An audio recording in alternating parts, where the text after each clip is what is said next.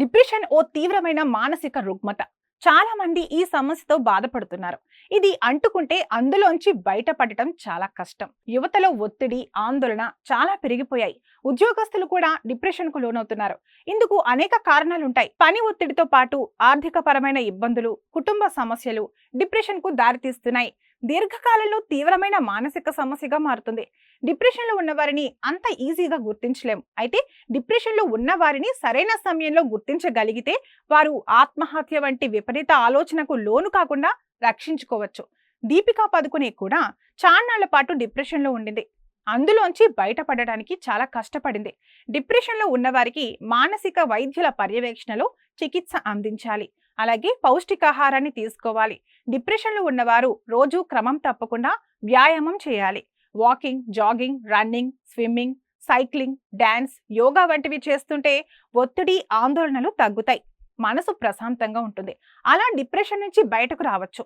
మంచి నిద్ర చాలా అవసరం. రోజుకు కనీసం 7 నుంచి 8 గంటల పాటు నిద్రపోవాలి. ఇక ఫుడ్ విషయంలో కూడా కొన్ని జాగ్రత్తలు తీసుకోవాలి.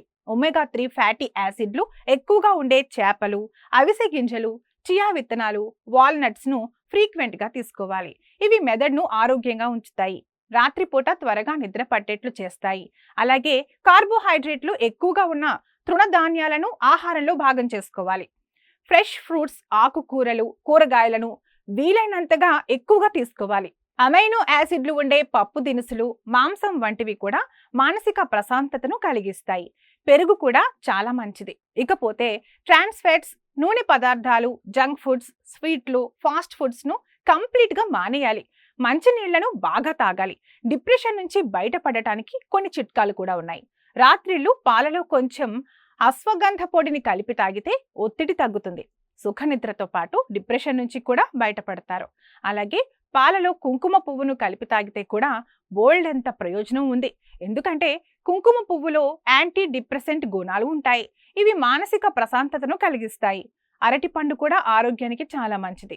ఈ పండును తింటే సెరోటోనిన్ ఉత్పత్తి పెరుగుతుంది. ఇది హ్యాపీ హార్మోన్ కాబట్టి డిప్రెషన్ నుంచి బయటపడవచ్చు.